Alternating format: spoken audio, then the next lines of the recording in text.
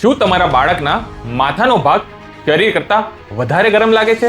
ગભરાશો નહીં, આ હંમેશા તાવ નથી હોતો. સામાન્ય રીતે બાળકના મગજમાં લોહીની પ્રવાહ આપણા કરતા 25 થી 35% વધારે હોય છે, જેના કારણે તેમનું મગજ કુદરતી રીતે ગરમ રહે છે. બાળકનું માથું એક રેડિએટર જેવું કામ કરે છે. તે શરીરની 25% જેટલી ગરમી માથા વટે બહાર કાઢે છે. એટલે જો તમે તાવ ખાલી હાથ લગાવીને માપશો તો 40% કેસમાં તમે ખોટા હશો.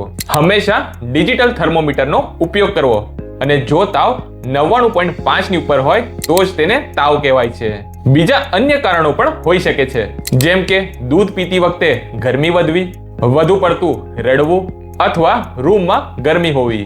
ખાસ ધ્યાન રાખજો, બાળકને વધુ પડતા કપડાં ક્યારેય ના પહેરવા.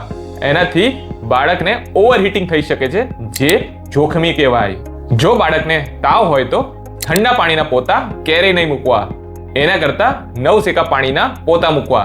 જો તમે ઠંડા પાણીના પોતા મૂકો છો તો બાળકની ગરમી અંદર જ રહી જાય છે. જો તમારું બાળક 6 મહિનાથી નાનું છે અથવા તો સુસ્ત થઈ ગયું છે તો ડોક્ટરની સલાહ જરૂરથી લેજો.